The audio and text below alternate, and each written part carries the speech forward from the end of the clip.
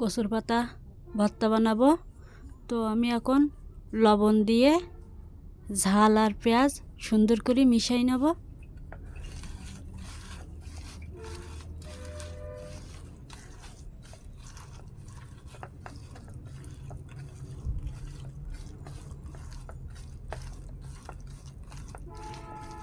এই যে আমার মিশানো হয়ে গেছে।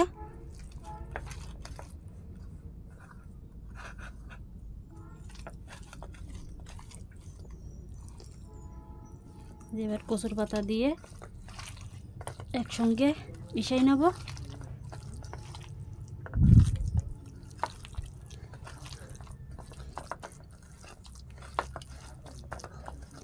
দেখতে খুবই সুন্দর হয়েছে, খেতে তো খুবই টেস্টি হবে।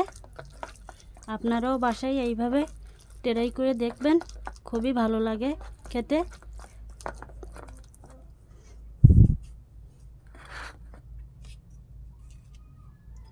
অল্প একটু জিরির গুঁড়া দিয়ে দেবো, জিরির গুঁড়া সুন্দর করে মিশাই নেব।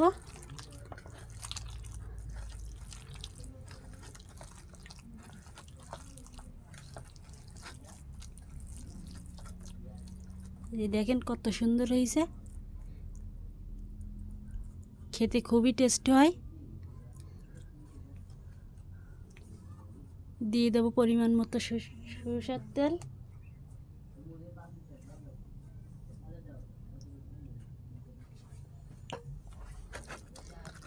সুন্দর করে মিশাই নিয়ে নেব।